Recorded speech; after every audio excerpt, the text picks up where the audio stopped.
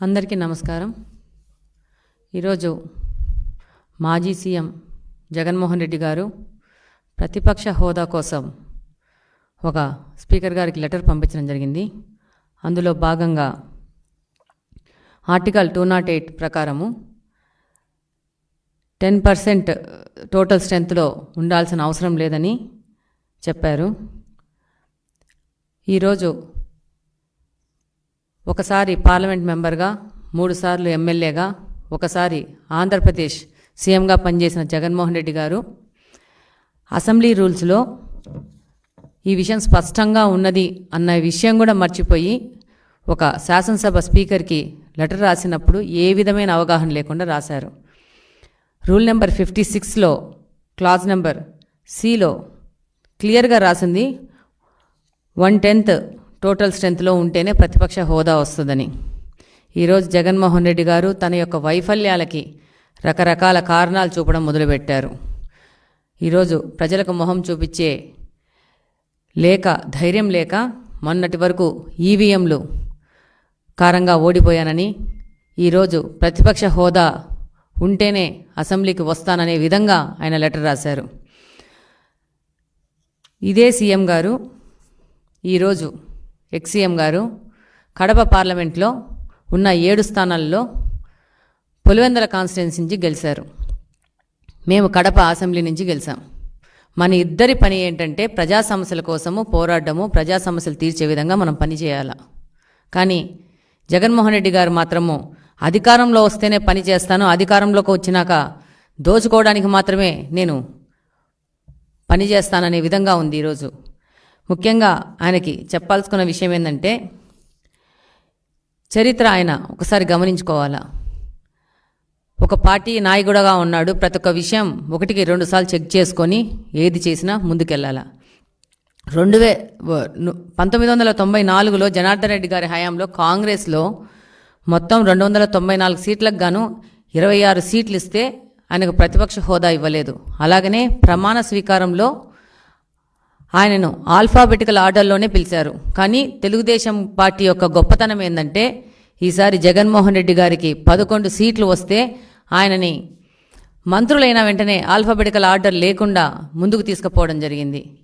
అలాగనే 14 నుంచి 19 వరకు పార్లమెంట్లో కాంగ్రెస్కి 44 సీట్లు, ఒకసారి 52 సీట్లు వస్తే మొత్తం 1/10 ప్రకారము 54 రావాల్సి ఉంటే కూడా ప్రతిపక్ష హోదా ఇవ్వలేదు. ఇది భారత రాజ్యాంగం ప్రకారం ఉన్న రూల్. ఈరోజు జగన్మోహన్ రెడ్డి గారి కోసం రాజ్యాంగాన్ని మార్చి రాస్తారనుకుంటున్నారు. ఆయన ఇన్ని రోజులు 5 సంవత్సరాలు రాజారెడ్డి రాజ్యాంగం ప్రకారము, ఆయన కొత్త రాజ్యాంగము, కొత్త చట్టాల ప్రకారము ఆంధ్రప్రదేశ్ని నాశనం చేశారు. ఇప్పుడు ప్రజల దగ్గరికి వెళ్ళి మొహం చూపించుకోలేక రూల్స్ అనేటివి మార్చి కొత్త రాజ్యాంగం రాస్తేనే నేను వస్తాను, అప్పుడే నేను పోరాడతాను ప్రజా సమస్యలకు అని చెప్పేసి ఈయన ప్రయత్నిస్తున్నారు. అసలు జగన్మోహన్ రెడ్డి గారు ఆ రోజు స్పీకర్ ఎన్నికలో సాంప్రదాయం ప్రకారం వచ్చి స్పీకర్ని ఆయన స్థానం దగ్గర తీసుకొచ్చి ఆయన్ను మర్యాదపూర్వకంగా వెళ్లాల్సిన సాంప్రదాయం అన్నది. కానీ ఆయన ఆ రోజు కూడా గైర్హాజరయ్యారు. అలాగనే స్పీకర్కు ధన్యవాదాలు చెప్పడానికి ఆయన పార్టీ నుంచి ఒక్కరు కూడా అసెంబ్లీలోకి రావడం లేదు. ఇది ప్రజలందరూ గమనిస్తున్నారు. అంటే వీళ్ళకి అధికారము, రాజకీయాలు సంపాదించుకోవడానికి, దోచుకోవడానికి, దాచుకోవడానికి తప్పితే ప్రజా సేవ కోసం వచ్చిన పార్టీ కాదు ఇదని ప్రజలు కూడా గమనిస్తున్నారు. ఈరోజు లెటర్ ఇచ్చి తను రాకుండా ఉండడానికి ఒక సింపతి డ్రామా ఆడి ప్రజల దగ్గరికి వెళ్ళాలన్న ఒక ఆలోచన తప్పితే, ఈరోజు నువ్వు ఒక ఎమ్మెల్యే, నేను ఒక ఎమ్మెల్యే, మనం ఇద్దరం వెళ్ళి రాష్ట్రం మన కాన్స్టిట్యున్సీలో ఉన్న సమస్యల మీద పోరాడి అక్కడున్న సమస్యలు పరిష్కారానికి మాత్రమే మనకు ఓట్లు వేశారు ప్రజలు. ఆ విషయం మీరు గమనిస్తే బాగుంటుంది. ఈరోజు మీరు అన్నీ మర్చిపోయినారు. ఆ రోజు 2019లో 23 సీట్లు వచ్చిన తెలుగుదేశం పార్టీలోంచి 6 మంది శాసనసభ్యులను పీకేస్తే ప్రతిపక్ష హోదా కోల్పోతుంది తెలుగుదేశం పార్టీ అనేసి ఆ రోజు అందరి మధ్యన రికార్డులో ఉంది మీరు మాట్లాడిన మాటలు. అలాగనే మీ యొక్క క్యాబినెట్లో పనిచేసిన పేర్ని నాని అనే వ్యక్తి ద్వారా 6 మందిని తెలుగుదేశంలో గెలిచిన ఎమ్మెల్యేలని గుంజాలని మీరు ప్రయత్నం చేసిన మాట వాస్తవం కాదా? ఆ రోజు తెలుగుదేశం పార్టీకి ప్రతిపక్ష హోదా లేకుండా వాళ్ళని చెయ్యాలని ఒక దుర్మార్గమైన ఆలోచన చేసిన మీరు ఈరోజు ప్రతిపక్ష హోదా మీద మీరు అసెంబ్లీకి రాకుండా ఉండడానికి నెట్టడం జరుగుతూ ఉంది.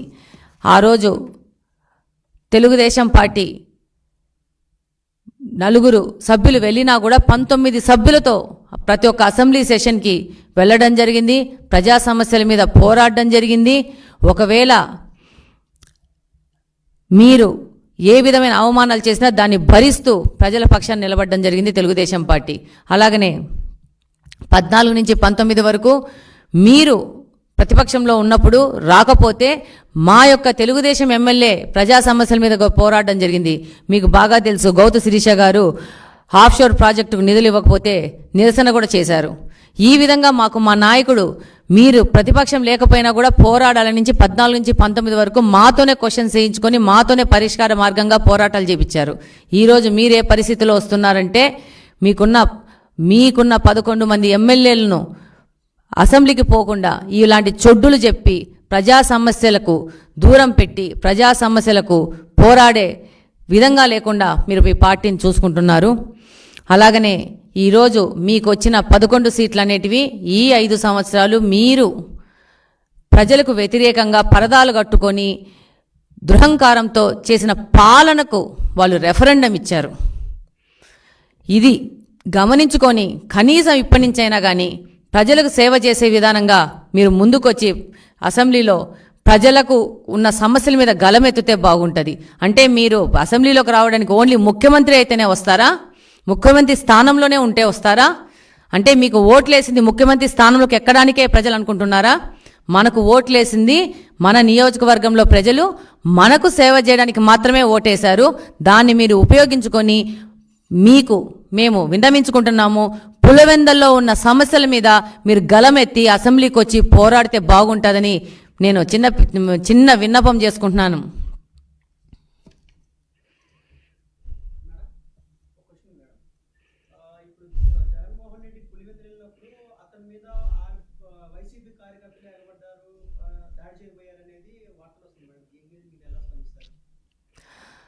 డెఫినెట్గా జగన్మోహన్ రెడ్డి గారు ఈ 5 సంవత్సరాలు చేసిన పరిపాలనలో ఆంధ్రప్రదేశ్లో ఎక్కడ తిరిగినా కూడా ఆయన మీద దాడులు జరుగుతాయి. ఒక పులివెందులైనా కాదు, ఏ ప్రాంతంలో పోయినా దాడులు జరుగుతాయన్న విషయం ఆయనకు తెలుసు. ఆ తర్వాత మరుసటి రోజు బెంగళూరుకు పోయినా కూడా అక్కడ కూడా వచ్చేసి దాడులు చేసినారని మనం మీడియా ద్వారా తెలుసుకోవడం జరిగింది. ఈరోజు ఆయన పాలనలో నష్టపోని వ్యక్తి అంటూ ఎవరూ లేరు ఆంధ్రప్రదేశ్లో. ఒక్క వైఎస్ఆర్సీపీకి సంబంధించిన నాయకులు వాళ్ళు తప్పితే రెస్ట్ ఆంధ్రప్రదేశ్ మొత్తం ఈ 5 సంవత్సరాలు ఎంత నష్టపోయిందో దాని రెఫరెండమే ఈ జగన్మోహన్ రెడ్డి గారికి ఇచ్చిన 11 సీట్లు.